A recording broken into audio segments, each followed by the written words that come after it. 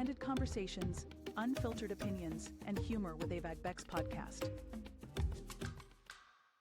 Hello, everybody. Welcome to an episode today. I have the pleasure of having Daria Rudnik with us. Daria is a team architect and leadership coach. She's also an author. So you're wondering, what is a team architect? When you were talking about architecture, we're talking about buildings and things like that. Yes. Today, we're going to talk about people architecture, right? So the team dynamic, and also leadership coaching. Yes, we've talked about leadership a lot on this channel. Why do leaders need coach? Why not? Leaders, more than anything, need coaching. So today, Daria and I will be discussing that, and I'll be asking some questions, and she's already shown she can answer those questions. So pull up a seat and let's talk. Hi, Daria. Welcome. Well, hi, Ranjit. It's great being here. I'm super excited to have this conversation. Thank you. Me too. I'm very excited to have this conversation. So let's start with team architecture.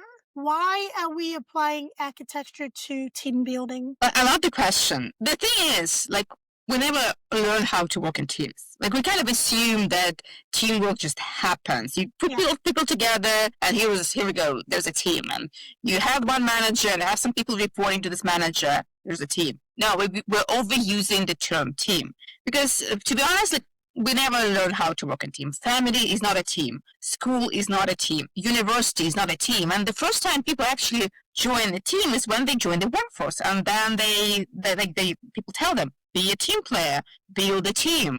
When leaders become leaders for the first time, they say, okay, you need to build a great team. How do you do that? When you go to the leadership course, you learn how to delegate, how to set goals, how to give feedback, how to do your one-to-ones. But what about teamwork? What about team dynamics? How do you build this collaboration between different team members, probably living in a different time zones and different cultures and different offices? And even if they are in the same space, how do you make this group of people a real team? So that's what I call team architecture. I'm a being a tech architect. I help leaders design teams that work well together. So many questions on that, but let's talk about the family unit. So most people feel like their family unit is their first team. And if I know family, like anybody knows family, the kind of things you say or treat the way you treat your family, you would not do that in a workspace and get away with it. So how do we really let people understand that, yes, your family is your family, although you had to maybe have chores within that family, that is not actually considered a team in a sense of cooperating? Yeah, I love that question. It brings the essence of what a team is. A team is defined by a shared purpose. Family has no purpose. There's no goal. We love each other just because we are there together. No matter what happens, no matter whether we're a high performer or a low performer, it doesn't matter. You cannot fire anyone from your team. We're always together, no matter what. Team's not like that. Although we have family, we have friends, we have different kind of social connections. And team is defined by a shared purpose. We're here together to create something amazing. And this something amazing is what defines what are the people need to be on this team, how do we collaborate, how we work together, how we communicate, how we are interconnected. And that's the huge difference between teams, friendships, street gangs, anything, just people hanging out together and a team. Yeah. So let's talk about picking the right talent. So what happens in a dynamic where a manager is keeping people based on personal relationship of playing favorites, and it's affecting the team dynamic? However, the people who are actually producers of that team get punished for speaking up. So what do you make of that team dynamic? And is that effective? I think you have the answer in your question. Sorry, the manager. Well, the main question is, what are you trying to achieve? What are you trying to achieve? I know, I've been in environments when it's a family business and you kind of need to have certain people on board because, again, it's part of the family. It's very complicated. It's very hard to run a family business because of this interconnections between family and business. In some cases, you are in a situation like that. Well, the thing is, what is that you want to achieve? If you really want to create something valuable, by valuable, I mean it's for people who will use it. It's businesses that are creating something valuable. They're also contributing to the society. They're helping the community. That you have workplaces. You have people working together who feel well because they're creating something meaningful. If you are into this kind of business, then obviously, playing favorites, it's just, you do need to have strong relationships with the team, but this relationships are based on your team contributions and engagement and motivation, how you work together, and not based on I like you and I don't like you. But if you are in a business one, you just don't need to have it. You don't want to have it. I mean, okay, it's your choice. You just don't want to be part of that. So what do you say to people who find themselves in that dynamic and they do bring a lot to the table? They have a lot to offer. Again, I'm asking these questions because I've seen a lot of casualty, corporate casualty, where people feel like, okay, maybe I'll make the difference. Okay, maybe speaking up will make the difference. And unfortunately, they end up on the wrong side of the axe. So when somebody actually initially sees this dynamic in a workplace, what do you advise somebody to do? Because there's a lot of trauma attached to that experience. And I would like for you to please speak on that. Good question. No workplace is perfect. I've seen amazing organizations that I'm so happy to work in great organizations. I was working for Deloitte. I was working for Swedbank, which is a great Swedish bank. I was working for some other companies, fast-growing startups. They are amazing. But we also have people are different. There are also conflicts, misunderstandings, misalignment, different things. The question is how you approach that. And if you are as an individual or a leader in this kind of in this position, you have two options, just two. Well, the first one is you try to change something, and by changing something, it's not you're standing you're opposed to everything that's happening. You say you're doing it wrong. It's trying to understand what's the real cause of it. And in most cases, and I'm telling you, in most cases, it's just people are overloaded. They're so overloaded. Leaders, executives. Everyone is just running. It's constant hustle. It's constant doing the next thing without thinking, okay, what have we accomplished there? And with that, it's very hard to really focus on building great culture, on building relationships, on noticing the right people. If you see that people just not willing to change, they're not willing to do anything. It's not just that they're overloaded, it's just the way they are, and it's the way the culture is created. Well, just find something else. There are so many amazing companies out there. There's so many great cultures. There's so many great leaders. You can always find something or build something yourself. You're not stuck within the culture that is toxic for you. Thank you for that. So do you have any key elements that you think a dynamic team should have? Well, again, as you mentioned, I wrote a book, Clicking, and this book is exactly about how to build these self-sufficient teams, and it has 5 elements in that. So the first one, as I mentioned, it's clear purpose. Teams are defined by clear purpose. What is that we're going to achieve? It's not that just we got together and we have one manager, hey, we're a team. No, but get together, discuss, understand what's your shared purpose. The second one is linking connections, is how people on the team are connected to each other. And not just one person to manage having one-to-ones with each team member, but also how those people are connected between themselves and how they are connected with other organizational units, what are their stakeholders, what are their internal customers, what are their internal partners, how do they build those relationships within the organization. The third one is integrated work. Well, the first two are pretty obvious and many leaders know about them, but the integrated work is an interesting thing, is when you get together and agree, here is how we're going to work together. Here are the rules of our engagement and our collaboration, communication. That's how we hold our meetings. That's how often we have our meetings. These are our deadlines. That's how we decide on what's our next step, how we prioritize, how we communicate, and all the things that matters for the team. It creates so much clarity for them, people stop feeling frustrated and uncertain. Okay, what should I do? Should I respond to this email right now? Should I respond to this email when I have all the answers? Like, what should I do? It's really a great tool. If you haven't done anything with your team, create one thing: team norms and rules of engagement. Like, you'll feel the difference. The fourth one is collaborative decisions. You as a leader, you don't need to make all the decisions by yourself. Some decisions are made by leaders, some decisions are made by the whole team collectively, and some decisions can be made by individual contributors. So make sure you're very clear on who is deciding what and how those decisions are made. And finally, the fifth one is knowledge sharing and feedback. How do you learn together? How do you give feedback to each other? How you request feedback from your internal clients, and how you grow together as a team. So when you have this clear purpose, linking connections, integrated work, collaborative decisions, and knowledge sharing, you'll have your team click. Beautiful. I love that. And please show us the book again for those people are watching. Clicking. And where can we where can we get a copy of this book, Daria?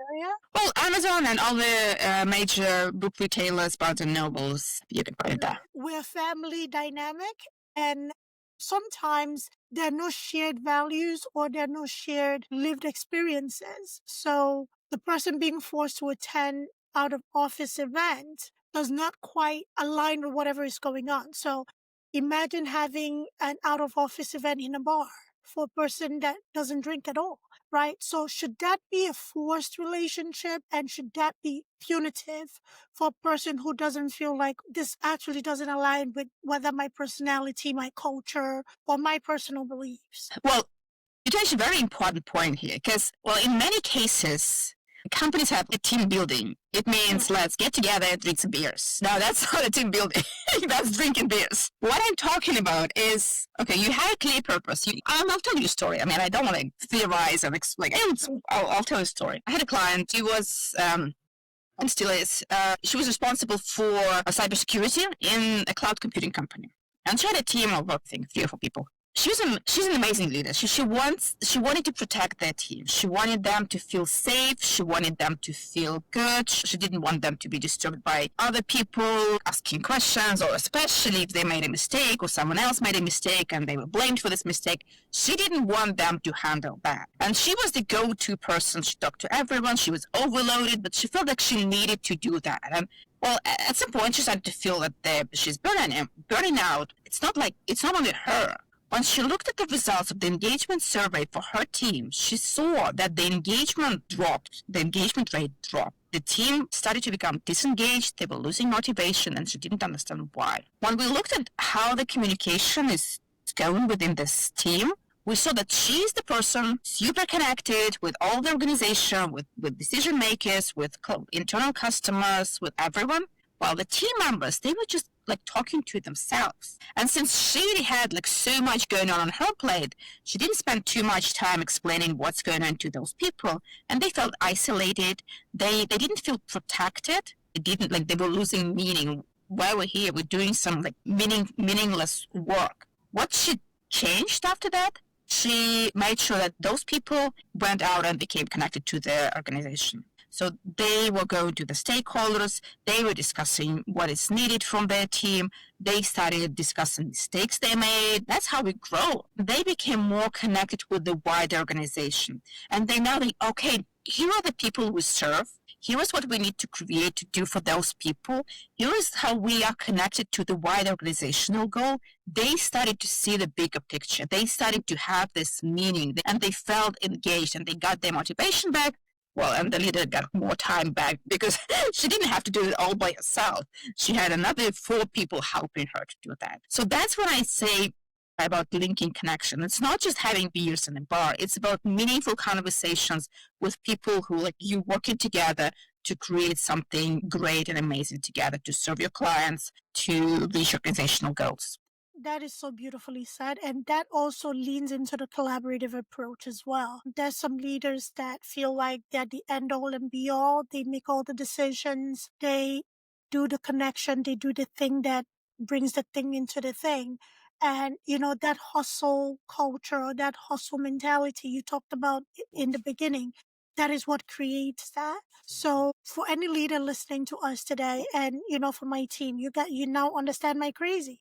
So on my team, when we meet, we have a segment called questions, contributions, suggestions. I want to hear everything. What are you questioning? What are you doing that you're questioning? Is this the right that we're supposed to take? What question do you have that we all can contribute to help you out? And we have a very active conversation. Also, whatever it is, what should be discussed? What's the way forward? What are you seeing that is happening around us that we need to implement? What are you suggesting? And with every suggestion, if you suggest something, I trust you to champion it. Show me how we can do it. Okay? Not every leader is like that. And I think, I'm not trying to excuse the behavior, but in a corporate world that is very competitive, I think people fear losing their jobs or their position to a rising star. So how can a leader be effective without that insecurity of losing their position or their jobs to somebody that is great at what they do and can bring a different essence to the team? I mean, you're right. It's a lot about leadership culture that we live in. And we kind of have this perception of when you talk about a leader, like who's the leader? And you instantly picture an image of someone standing up the hill with a cape flowing behind them, ready to save the world. That's a real leader. It's not. I mean, this complex, ever-changing world, no single heroic leader can save it all. So you need a group of individuals. You need those, I don't know, averages, whatever you have. Like you need many people who see world from different perspectives. You have different skill sets that contribute to each other, and this will save the world. This will save the organization. But we kind of need to make this transition, and this goes two ways. One is people demanding this kind of leadership. Leaders themselves trying to be that kind of leaders that invest more in their teams rather than trying to save them, whether it's their insecurities or ego or the demands from the organizations. And like from the top, there also needs to be cultural change from the top on how we see leaders. And I see companies changing that. We have organizations that are going into like more flat organizational structures, in more collaborative decision makings. There are a lot of organizations like that, but it's still, the number of those organizations still needs to be bigger, more cultures like that. Yeah, we do. And let's talk about your journey, Daria. So how did you get started on this? Like, why was this something that stuck out to you so much that you decided to be the solution? And we talked about your roots, quite impressive, over 20 plus countries globally, and you are represented in every continent. So you and I talked about being humbled by our growth. What was this even a thought process that, this would reach this far when you started, or you just saw a problem at a time and you felt like with your contribution, you could actually be a solution? So what was that journey like for you? Well, in my previous job, in my corporate role, I used to be chief people officer, and I've seen organizations going through different challenging situations and crises, and there could be some local crises, like I was working for a bank and their license got suspended and they couldn't work for 3 months. And the way we handled the situation is by talking talking about our values and about culture and bringing people together. It was one of the best moments for organizations to build amazing culture. And not a single person left the organization during those hard times, because we were there together. We had a single, very clear purpose to make sure the bank can operate further on. We were united by our shared values. We had a lot of conversation of how we work together and how we can overcome the situation. So we basically had all of those 5 pillars. And I thought, wow, that's just amazing how this company could do that. And I've also saw situations when there were mergers and acquisitions, and there was a company, an organization, and the executive team was so scattered around. They were talking about themselves as a family. They had employees working for their organizations 5, 10, 12 years, but no single executive could join this circle. Like every new person get pushed out, maybe unintentionally, maybe without even realizing that, but they kind of stuck together just on their personal connections because we are here that long and everyone else is just the outsider. Well, they didn't done well. The company was acquired and kind of dissolved and all the manager team was let go. And I thought, that's amazing how a strong team can handle situations like financial crisis. Like there was a global financial crisis, 2008, with this bank situation, military conflicts, pandemic, lots of things that can be handled by a strong team. And what if team is not strong? If there is no team, they just go. And in all of that, what I see is transparency and communication. And we're all adults, and you can't fool people that you trust to perform complex tasks, you know? And sometimes upper leadership do not see the essence in being relatable. And if you're not relatable and you're not communicating openly and honestly with your team, there is that sense of distrust and you're going to lose people. You're going to push people out of the door intentionally or unintentionally. So it's okay to step down from your throne, whatever that is, as a senior leader, to be relatable, because in time of crisis, people need that. People don't need to feel like they're just another body, and that is the easiest way to lose somebody. So you said the chief officer, right? That was the role. So, and that is an HR role. So what does that really encompass within the HR framework? Well, that's basically everything from learning and development, performance management, recruitment. It's just, I mean, I don't really appreciate the HR because we're humans are not resources, but we're people. So that's kind of chief people officer. Should we change that? Oh, that's the reason like companies are changing that, like chief talent officer, people experience officer, chief happiness officer. There's a lot of experimentation going on with that, and I love that. Very good. So let's talk about the motivation to write your book. Daria, you've coached, you've helped teams, you've grown teams, you've restructured teams. What was that thing, that push to write the book? You're being consulted consulting with all these teams. Why write a book? Why not just bottle lightning for just people who can have access to you? Like, I have a mission in life. I want people to feel happy at work. I mean, I really do.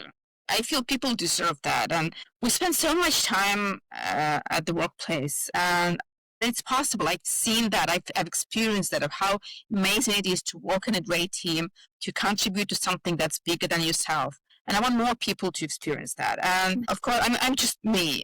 Of course, I have colleagues. I have lots of other people, amazing people who can help organizations do that. But book is an easy way to start working on that. And this book, I wrote it specifically. It's very practical. There are templates and workshop scenarios and checklists and like things to say, things to do. Just do one thing out of the book and you'll see the difference. And that's what I wanted to do. I wanted leaders to be able to start making this change themselves. Thank you that you wrote the book, because we can all get a copy to your goodness. So thank you. So for everybody listening to us, Daria, how can they reach you? Somebody's interested in working with you. How can they reach you? I'm very open to connections on LinkedIn. You can find me, and obviously my website, dariarudnik.com. I also uploaded some materials to support my book there so that you can download them and use them, try and see what's working for your team. Beautiful. So for anybody who didn't catch that, we'll make sure it's in the show notes so you can just click in and connect with Daria, to work with her, to learn about her and all the great stuff that she's doing. So Daria, because I like Oliver Twist, I'm always asking for more.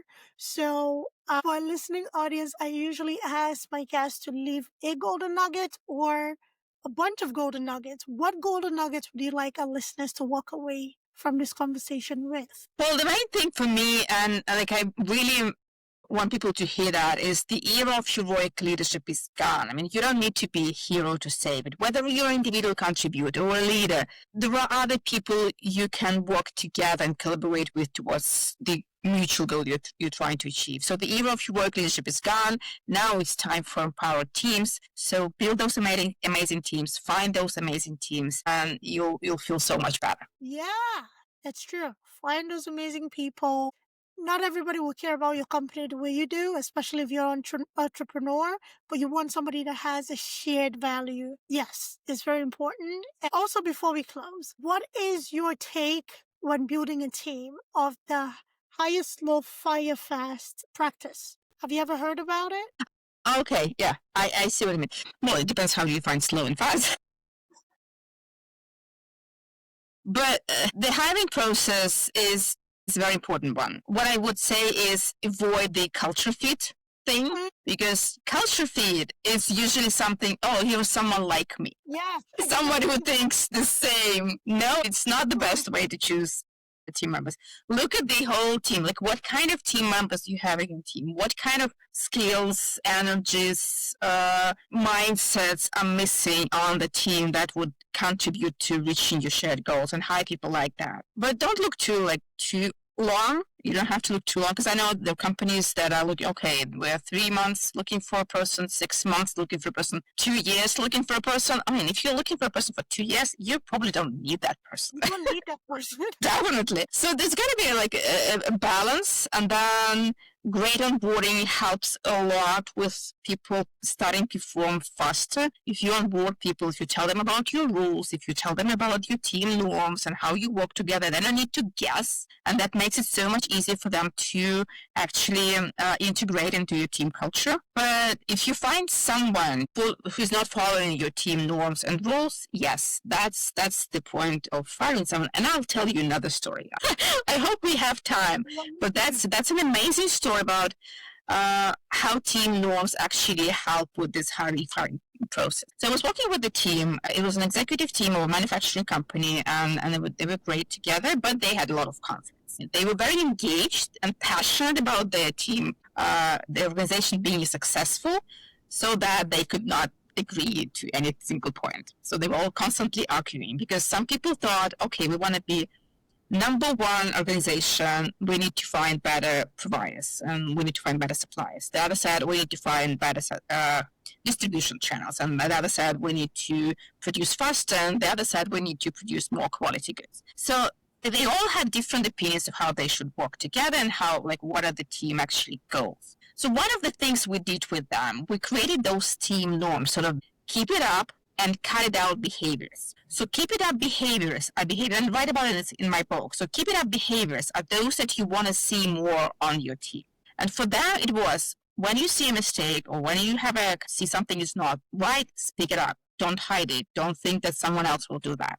And they had cut it out behaviors. One of those cut it out, and these are behaviors that you don't want to see on your team ever. Like, you don't want to tolerate this kind of behavior. One of the behaviors was speaking behind the back of other team members. So they had those keep it up behaviors and cut it out behaviors, and they were agreed on the shared goal. They had the strategy. They were good to go. I stopped working with them. And then 6 months later, CEO and the founder, he reaches out to me and says, well, we're doing great. According to plan, strategy is going, everything's fine. But I want to share something with you. The team decided that we need to let our chief commercial officer go. Why? Because she constantly violated those keep it up behaviors, and she demonstrated those cut it out behaviors. So the team decided that she's not part of the team. And they reached out to me, like they reached out to the CEO and said, hey, we think she should not be part of the team because she's not following the rules we all agreed upon. So that's one of the best ways to let people go. It's a team decision based on the norms that you've created together. Thank you for sharing that. And it's so refreshing to hear that a team stuck together for good. Usually you hear it on the reverse side. Usually it's the ganging up on one person, talking behind the back, supporting the toxic person. But that is quite refreshing to hear, that a team for once had clear approach, clear outline of what they wanted, and they stuck to it. And that is such a great thing to adopt. Going back to the keeping up behaviors and the cutting out behaviors. I think sometimes because of relationships, some teams may have held on to the lady who was violating the core principles just because her son plays lacrosse with her nephew, who also owns a dog that is related to the cat and the bird outside, right? So, and it perpetuates this continuous growth of a toxic person and a toxic behavior just because, oh my goodness, she's just dealing with a lot. Her mom is sick or her dad fell yesterday. Like, what does that have to do with what the guiding principle of being professional in a professional setting? So, with that kind of presentation, how dangerous is that behavior to contain somebody who blatantly, or they claim ignorance, but I don't think it's true, who may not understand or know that they're breaking a team dynamic rules? Well, the great thing about creating team norms is that everyone, including this person, like including the toxic person, like any person on the team, they all said, we agree to those norms. And if we violate them, there'll be consequences. So once something's going wrong, everybody sees that. It's super clear. It's super transparent. Rather than when we have our corporate rules, they end this book, read the book, and you'll know what's going to happen. I mean, no one reads the book, and if you read the book, you can interpret it in different ways. So when you have those team norms, everyone agrees, everyone talked about it, everyone knows what are the consequences. So it's very clear. Yes, thank you for that.